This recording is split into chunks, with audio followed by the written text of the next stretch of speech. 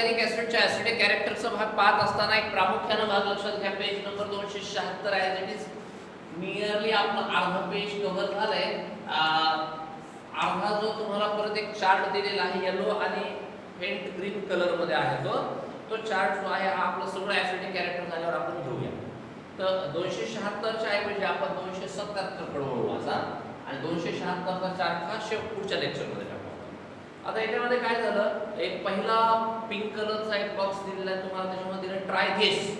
तुम्हाला प्रयत्न करण्यासाठी सांगितलंय आणि हा प्रयत्न तुम्हाला करायचा आहे. Compare the following two conjugate bases. हा कॉन्जुगेट बेस तुमच्यासाठी दिलेला आहे. हा ओ हा असा एक दिलाय आणि हा Cl हा CH2 हा O हा कॉन्जुगेट बेस दिलाय. हे दोन कॉन्जुगेट बेस आहेत. A आणि B नावाने दिलेले आहेत. हा निगेटिव्ह चार्ज, हा निगेटिव्ह चार्ज, हा A आणि हा B. त्याने काय प्रयत्न करायला सांगितलं तुम्हाला. Indicate the inductive effect of CH3 group in A and Cl group of in the B by putting arrowheads in the middle of appropriate covalent bond. तो काय म्हणतो, A मध्ये असणाऱ्या CH3 ग्रुप मुळे इंडक्टिव्ह इफेक्ट तुम्ही arrow न दाखवा आणि Cl न एरो न दाखवा आणि ते कुठे दाखवा, कोव्हॅलंट बॉन्ड. अतिशय सिंपल पहिला प्रश्न आहे. अल्काइल ग्रुप जो आहे हे इलेक्ट्रॉन ढकलत असतात, इलेक्ट्रॉन त्यांना गरज नसते आणि म्हणून ते प्लस I इफेक्ट दाखवतात. म्हणून ते इलेक्ट्रॉन जे आहेत हे अशा पद्धतीने ढकलतील. हे एवढं दाखवा, एरो दाखवा म्हणून. कार्बन त्या कार्बनकडे ढकलला. आता मागच्या लेक्चर मध्ये आपण पाहिलं होतं की फ्लोरीन इज द हायेस्ट इलेक्ट्रोनेगेटिव्ह आणि जे इलेक्ट्रोनेगेटिव्ह असतात ते इलेक्ट्रॉन ओढतात आणि खूप जबरदस्त ते इंडक्टिव्ह इफेक्ट निगेटिव्ह दाखवतात. हा मायनस. आता उलट झाला. आता याने हा इलेक्ट्रॉन ओढला आणि याने ओढल्यामुळे हा पण आला. हे पण मागच्या लेक्चर मध्ये पाहिलं होतं. तर त्यांचा पहिला प्रश्न आहे का, हा झाला. त्यांचा पहिला प्रश्न आहे कोव्हॅलंट बॉन्ड मध्ये मिडलला जो कोव्हॅलंट बॉन्ड आहे तिथे एरोच्या सहाय्याने तिथं होणारा इंडक्टिव्ह इफेक्ट दाखवा. आपलं उत्तर असेल इथं प्लस I इफेक्ट, तिथं मायनस I इफेक्ट आणि म्हणून एरोचं टोक लक्षात घ्या. हा झाला पहिला प्रश्न. दुसरा काय, which species is stabilized by inductive effect A और B. हा दुसरा प्रश्न आहे. कोणती स्पेसिस आहे ज्याच्यामुळे इंडक्टिव्ह इफेक्ट हा जो आहे स्टॅबिलाइज होतो, A किंवा B? तर उत्तर असेल B. आता हे उत्तर जाऊया आपण. आणि which species is destabilized by inductive effect A और B. आता निश्चितच स्वरूपामध्ये काय झालं की याचं उत्तर B म्हणलं. याचं येस असायला पाहिजे असं काही प्रश्न नाही. पण काय होतं लक्षात घ्या, सिंपल पॉइंट. हा ऍसिडिक कॅरेक्टरचा पॉइंट म्हणजे तुम्हाला मी वारंवार असं सांगतोय की हा निगेटिव्ह चार्ज आहे आणि हा H+ इथून नेमका जात आहे. हा H+ नेमका जात आहे. आता किती सुंदर पॉइंट आहे लक्षात घ्या. हा R नावाचा अल्काइल ग्रुप जो आहे ह्या कार्बन इथं समजा हा निगेटिव्ह चार्ज आहे. आता हा R नावाचा अल्काइल ग्रुप मिथाइल ग्रुप कार्बनकडे इलेक्ट्रॉन ढकलायला आहे. म्हणजे आपल्याला समजा एखाद्याने 50 रुपये दिले तर आपल्याला 10-20 रुपयाची वस्तू घ्यायला काहीच वाटणार नाही. तसं या कार्बनला इलेक्ट्रॉनचा सप्लाय एकीकडून मिळालाय तेव्हा ऑलरेडी हे जे इलेक्ट्रॉन आहे ते कमी होण्याच्या ऐवजी वाढतील ना त्याचे.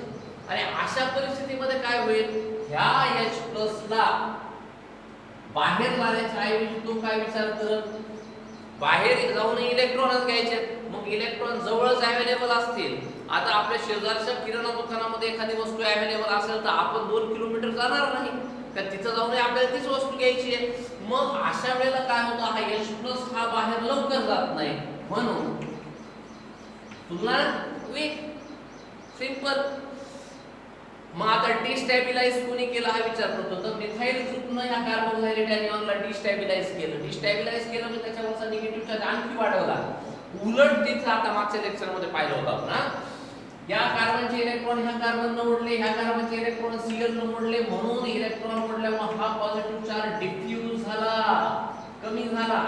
मग आता आपल्या जवळच्या किराणा दुकानामध्ये तो मालच उपलब्ध नसेल किंवा कमी असेल तर आपल्याला पर्याय, मग तिथं कशाला जाऊ आपण, मग हायड्रोजन अशा वेळेला बाहेर जातो. आणि अशा प्रकारचा हा स्ट्रॉंग असतो.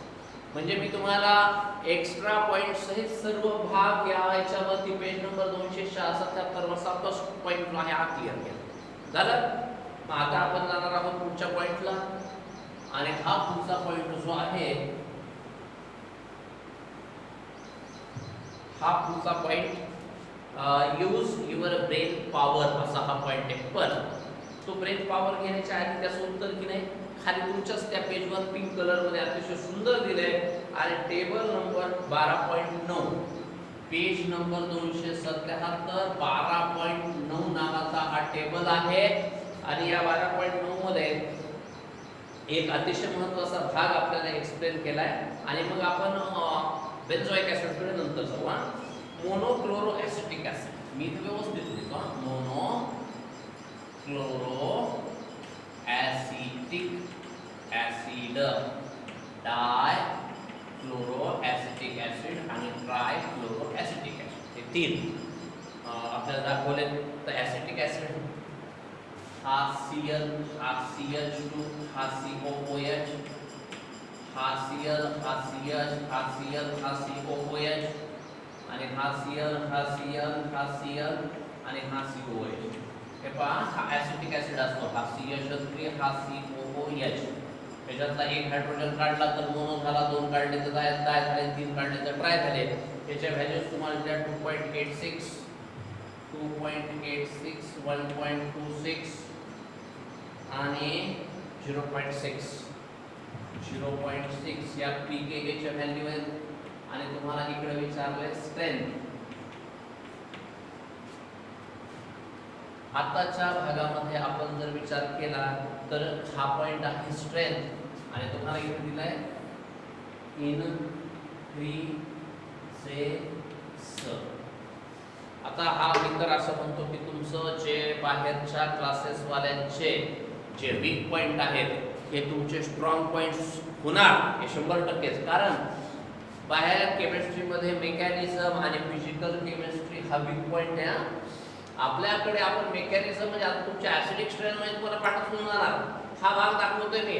आता काय झालं की हा परत एकदा व्यवस्थित लक्ष द्या. हा CH3, हा COO मायनस आणि हा H प्लस. तुम्हाला असं सांगितलं की हा ऍसिड याचा हा कॉन्जुगेट बेस आहे कार्बोक्साइलेट एनियन. या पुस्तकामध्ये आपण सगळं पाहतोय, अभ्यास करतोय. आणि हा H प्लस जेवढा जास्त जाईल तेवढा त्याचा ऍसिडिक व्हॅल्यू जास्त असेल, Ka जास्त असेल किंवा pK कमी असेल. आता हा pK नुसार हा भाग झाला. आता एक पॉइंट पाहायचा की याच्यामध्ये ज्यावेळेला हा CH2 आहे आणि हा C डबल बॉन्ड O हा आता पॉइंट झाला होता आपला थोड्या वेळा बघूया. हा निगेटिव्ह. काय झालं की या Cl न हा इलेक्ट्रॉन ओढला, हा यानं ओढला आणि इथे एक शब्द वापरला डिफ्यूज झाला. आणि डिफ्यूज झाल्यामुळे काय झालं की H+ ला इथं थांबण्याच्या ऐवजी बाहेर जाणं बरं वाटलं, सोयीचं वाटलं. H+ बाहेर गेला ना तो जास्त स्ट्रॉंग होता. हे कोणामुळे घडलं सांगा मला. याच्या आधीच्या प्रश्नामध्ये ट्राय दिस मध्ये काय सांगितलं होतं तुम्ही? Cl न कार्बोक्साइलेट नीटचे क्वेश्चन्स आहेत हे. Cl न कार्बोक्साइलेट एनियनला स्टॅबिलाइज केलं. याच्या ऐवजी अल्काइल ग्रुप असला असता तर डिस्टॅबिलाइज केलं होतं. मग परिणाम करणारा घटक कोण आहे? Cl. मग विशेष नाहीये. जर एक Cl हा करू शकतो तर जेव्हा दोन Cl असतील तर हा परिणाम करणारा घटक हा एकापेक्षा जास्तच असेल. म्हणून 2.86 पेक्षा 1.26 ची व्हॅल्यू कमी झाली म्हणजे डायक्लोरो ऍसिटिक ऍसिडचा ऍसिडिक स्ट्रेंथ ही मोनोक्लोरो पेक्षा जास्त आहे. ऍज इट इज जर असेल तर 3 Cl हे इलेक्ट्रॉन जर ओढायला लागले तर स्टॅबिलायझेशन ऑफ कार्बोक्साइलेट एनियन इतकं जबरदस्त होऊन जाईल आणि त्यावेळेला त्याची ऍसिडिक स्ट्रेंथ ते जवळपास 0.6 चा pK व्हॅल्यू असल्या कारणाने मग आपल्याला हा प्रश्न विचारला. आता मी येतो हा चार्ट तुम्हाला एक्सप्लेन केलाय आणि तुम्हाला विचारलंय त्याच्यावर पर्पल कलर मध्ये एक हे आहे compare the pK values and arrange the following in the increasing order of acidic strength. आता काय काय विचारलं बघा. ट्रायक्लोरो ऍसिटिक ऍसिड आहे, डायक्लोरो आहे, मोनोक्लोरो आणि ऍसिटिक ऍसिड असे चार विचारले. तर निश्चित सांगायची गरज आहे का? ट्रायक्लोरो सर्वात आधी, त्यानंतर डायक्लोरो, त्यानंतर क्लोरो आणि त्यानंतर ऍसिटिक ऍसिड. झाला तुमचा प्रश्न. चार्ट तयार झाला. आधी शिकवलं नाही ते. Draw the structure of conjugate bases of monochloroacetic acid and dichloroacetic acid. Which one is more stabilized by minus I effect? हा त्यांनी विचारलेला प्रश्न. आणि आता मी हे मागच्या सेशनमध्ये जेव्हा पुस्तक घेऊन शिकवतोय तेव्हा तुम्हाला एक लक्षात घ्या, हा भाग पुन्हा वाचायची गरजच नाहीये. हा पहिले भाग शिकवला, त्यानं काय सांगितलं आपल्याला, मोनोक्लोरो ऍसिटिक ऍसिडचा कॉन्जुगेट बेस काढा. हे उत्तर तुमच्या इथं. डायक्लोरोचं काढा. ठीक आहे, डायक्लोरो काढून दाखवतो.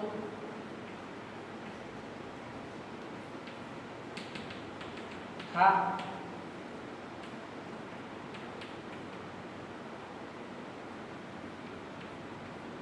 हा आणि मग काय म्हणतो तो पुढचा क्वेश्चन काय आहे, which one is more stabilized by negative effect. हा इंडक्टिव्ह इफेक्ट. हा निश्चितच स्टॅबिलाइज होईल का, कारण 2 Cl म्हणजे त्या बॉक्सचं उत्तर किती मिनिटांमध्ये मिळालं, अर्ध्या मिनिटामध्ये. अर्ध्या, कारण तुम्हाला हा पॉइंट मी एक्सप्लेन केला. म्हणून एक नाही एक पॉइंट तुमचा टेक्स्ट बुक ओरिएंटेड जो आहे या माध्यमातून आपला क्लिअर होत आहे.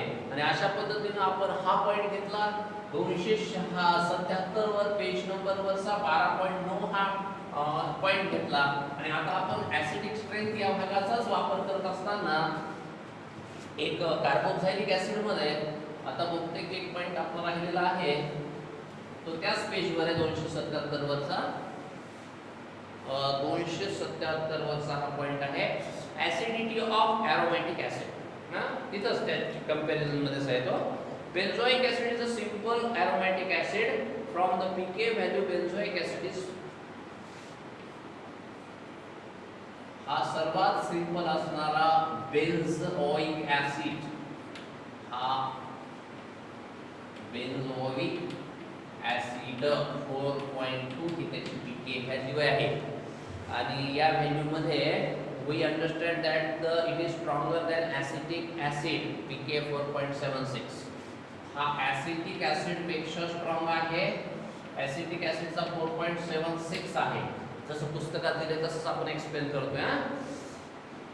The sp2 hybrid carbon of aromatic ring exerts the electron withdrawing inductive effect which stabilizes the conjugate base and increases the acidic strength of the.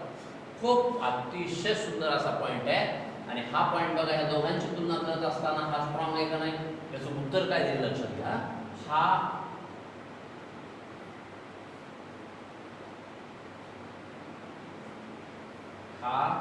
असा डबल बॉन्ड होता. कसं असतं, हा डबल बॉन्ड, हा डबल बॉन्ड, हा double bond. हा carbon आहे. आता कार्बन हायड्रोजन होता तिथे हा लागला COOH. हा C, हा O. हे आता पाठ होऊन जाईल की नाही रे. हा निगेटिव्ह चार्ज, कॉन्जुगेट बेस. मग आता काय झालं की या तुलनेमध्ये जर तुम्ही ऍसिटिक ऍसिड जर पाहिला तर हा CH3, हा C, हा O, हा O, हा डॅश. आणि एक नेहमी लक्षात ठेवायचा सिंपल पॉइंट, त्यांनी आपल्याला जे सांगितलं ते तुम्हाला सांगतो. हा कार्बन जो आहे का, हा sp2 हायब्रिडाइज असल्यानं कार्बोक्झाइलेट एनिऑन जो आहे त्यानं अतिशय चांगल्या पद्धतीनं स्टेबल करण्याचा प्रयत्न केला. आणि म्हणून बेन्झोइक ऍसिड हा ऍसिटिक ऍसिड पेक्षा जास्त आहे. मी आणखी त्याच्या पुढे पुस्तकात एक्सप्लेन पुढे टाकला असेल एखादा पॉइंट आहे, पण तरी मी आधी सांगून देतो तुम्हाला. मी यामध्ये अल्काइल ग्रुप कसा असतो, इलेक्ट्रॉन ढकलणारा असतो. हा पॉइंट. आणि सेम जेव्हा हॅलोजन आला तेव्हा हॅलोजन काय करू लागला, इलेक्ट्रॉन ओढू लागला. मग इलेक्ट्रॉन ओढणारा जास्त ऍसिडिक. आणि बेन्झीनच्या रिंगच्या बाबतीमध्ये लक्षात ठेवा, रेझोनन्स जो आता तुम्ही इथं बघायलात का, कशामुळे आला रे रेझोनन्स इथला, डबल बॉन्ड. अरे याच्याकडे तर 3 डबल बॉन्ड आहेत ना, याच्यासारखा तर रेझोनन्स कार्बोक्झिलिक ऍसिड मध्ये नाहीच आहे. म्हणून रेझोनन्समुळे हा निगेटिव्ह इंडक्टिव्ह इफेक्ट दाखवतो आणि हा पॉझिटिव्ह इंडक्टिव्ह इफेक्ट दाखवतो. हा भाग लक्षात आला, क्लिअर झाला. आता पुढे काय म्हणतो तो, electron withdrawing groups like Cl, Cl and NO2 increases the acidity of substituted benzoic acid. आता इलेक्ट्रॉन withdrawing मध्ये हे हा COOH, हा COOH आपण सबस्टिट्यूशन करायचं आहे. त्याचा हायड्रोजन काढून एक ग्रुप टाकायचा आपल्याला. मला वाटतं आता काय टाकलं, NO2 आणि त्याने कंपॅरिझन काय केलं, हा NO2 घेतला, हा बेन्झोइक ऍसिडच ठेवलाय आणि हा CH ठेवला, हा CH ठेवला. आता पीके व्हॅल्यू बघा, 3.41 3.41 असं याची तर 4.2 आहे आणि 4.4. 4.2 आणि 4.2. किती छान सुंदर एक्सप्लेनेशन दिले. सांगायची गरज आहे का? शब्दामध्येच तुम्हाला उत्तर आहे, प्रश्नामध्ये उत्तर दिलंय. म्हणजे याची तुलना केली तर नायट्रोबेन्झोइक ऍसिड हा सर्वात स्ट्रॉंग, त्यानंतर हा आणि त्यानंतर तो. पण हा भाग पाहत असताना निश्चित स्वरूपामध्ये पहिलं वाक्य काय आहे माहिती आहे का? इलेक्ट्रॉन विथड्रॉइंग, इलेक्ट्रॉन ओढणारा, हा असा ओढणारा NO2 किंवा Cl किंवा Cn सारखा असला. सिंपल भाग आहे ना. हा इलेक्ट्रॉन ओढतो म्हणून जास्त ऍसिडिक, हा इलेक्ट्रॉन ढकलतो म्हणून कमी ऍसिडिक. किती क्वेश्चन्स होते नीटला. Why methyl benzoic acid is less acidic than benzoic acid असा प्रश्न आला तर आपण काय म्हणणार? The methyl group is electron donating group, electron देणारा ग्रुप आहे. Methyl group shows the inductive effect, methyl group shows the positive I effect. आणि म्हणून किंवा नायट्रोचा विचार केला पण आणखी प्रश्न विचारला तर methyl group destabilize the conjugate carboxylate anion, nitro group stabilize the conjugate anion. किती प्रश्न तयार होतात विचार करा. आणि पुस्तकात काय आहे ते आपण कंप्लीट करूया. आता हा झाला पहिला पार्ट. त्यानंतर तो काय म्हणतो? Electron donating group like CH3 OH OCH3 decreases the acidity. म्हणजे इलेक्ट्रॉन डोनेट करणारे ऍसिडिटी कमी करतात, इलेक्ट्रॉन ओढणारे ऍसिडिटी वाढवतात. अतिशय महत्त्वाचा प्रश्न. तो CH3 असो, OH असो, OCH3 असो, इलेक्ट्रॉन ढकलणारे जे असतात ते डिक्रीज करतात.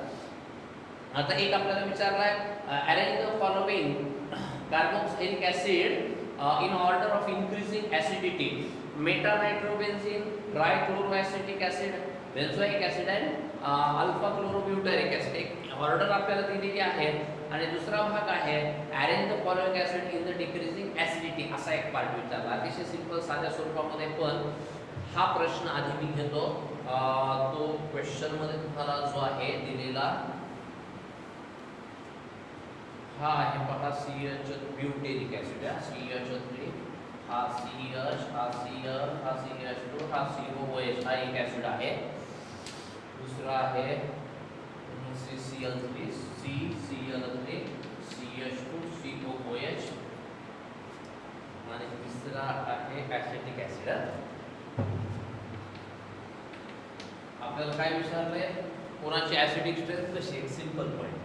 Cl सारखा आला म्हणजे ऍसिडिक स्ट्रेंथ वाढलीच वाढली. काय प्रश्न आहे का? नाही. म्हणजे वीक ऍसिडिक कोण असला पाहिजे? ऍसिडिक ऍसिड याचा विषय नाही. आता दोघांची तुलना करू. पण त्या दोघांची तुलना करत असताना आणखी काय फार डोकं लावायची गरज नाही. का बरं? आपण काय सांगितलं होतं? एक Cl आला त्याच्यापेक्षा 2 आल्यावर जास्त ऍसिडिक, 3 आल्यावर जास्त ऍसिडिक. 3 आहेत म्हणजे निश्चितच काय जास्त ऍसिडिक आहे. आला का पॉईंट लक्षात? आता प्रश्न जर तुम्हाला सेम हा विचारला असता अशा याच्यामध्ये, हा CH3 हा CH हा CH हा COOH पुस्तकात दिलेलं नाही, मी सांगतोय फक्त हा Cl. याची तुलना करायला तर विषयच नाही रे. फक्त याची तुलना केली तर हा 1 2 3 4 हा 1 2 3 4 याची दोघांची तुलना विचारली असते. आता पुस्तकात नसला तरी पॉइंट क्लिअर करून टाकतो. ऍसिडिक स्ट्रेंथ का वाढली? Cl सारखा ग्रुप इलेक्ट्रॉन ओढायला म्हणून. तर एक लक्षात घ्यायचं की COOH म्हणजे कार्बोक्सिलेट एनियन पासून त्या Cl ची पोझिशन जितकी जवळ असेल तितका हा जो असेल हा जास्त स्ट्रॉंग असेल. समजा हा इकडे आला असता 4 नंबरला आणखी वीक झाला असता. म्हणजे Cl is responsible, no doubt. Cl is responsible due to the negative inductive effect, but as it goes further along from the carboxylic anion, the acidic strength decreases. हा एक मोस्ट इम्पॉर्टंट आणि म्हणून most complicated, अतिशय अवघड असणारे हे जे point खरंच अवघड आहेत का बरं? आता तुम्ही जर एवढा भाग पाहिला तर मी या टॉपिक मध्ये कार्बोक्सिलिक एनियन त्याचं स्टॅबिलायझेशन कोण करतो? कार्बोक्सिलिक एनियनला स्टॅबिलाइज करणारा, इलेक्ट्रॉन ओढणारे, निगेटिव्ह असणारे, निगेटिव्ह इंडक्टिव्ह इफेक्ट दाखवणारे त्याला स्टॅबिलाइज करतात. ऍसिडिक कॅरेक्टर जास्त असतं, pK व्हॅल्यू कमी असतात, K व्हॅल्यू जास्त असतात. डिस्टॅबिलाइज कोण करतो? त्याला इलेक्ट्रॉन देणारे. आणि आता एक लक्षात ठेवा, ॲलिफॅटिक एरोमॅटिक मध्ये काय झालं? ॲलिफॅटिक मध्ये अल्काइल ग्रुप इलेक्ट्रॉन देतो, डिस्टॅबिलाइज होतो, pK जास्त, कमी ऍसिड. बेन्झोइक ऍसिड किंवा एरोमॅटिक मध्ये बेन्झीनची रिंग कधी इलेक्ट्रॉन ओढते आणि इलेक्ट्रॉन ओढल्यामुळे काय होतं? Negative inductive effect, stabilization. आणि हा शब्द परत रिपीट वापरतो मी, stabilization of carboxylate anion that is also conjugate base of carboxylic acid. आणि हे झालं सिंपल. मग इफेक्ट इन्फ्लुएन्स झाला आणि अशा पद्धतीनं टोटली तुमचं 277 नंबरचं जे पेज आहे हे मी कंप्लीट केलं आणि इथं अतिशय महत्त्वाचा, अतिशय छान आणि सुंदर सीईटी नीट किंवा ऑब्जेक्टिव्ह सोबत डिस्क्रिप्टिव्ह मध्ये देखील हा क्वेश्चन महत्त्वाचा असतो. Acidic character of carboxylic acid व्यवस्थितपणे आता मी एक ना एक शब्द दिलाय तुम्हाला मी, आणि हा पॉईंट कुठं सुरू झाला होता आपला? हा पॉईंट झाला होता पहा 275 ला. Acidic character of carboxylic acid हा पहिला पॉईंट, कार्बोक्सिलेट आयन. ठीक आहे. 275, 276, 277 3 का 4 लेक्चर्स मध्ये आपण हा कंप्लीट केला. इथे आपण ऍसिडिक कॅरेक्टरला थांबू. आता आपण पुढच्या प्रॉपर्टी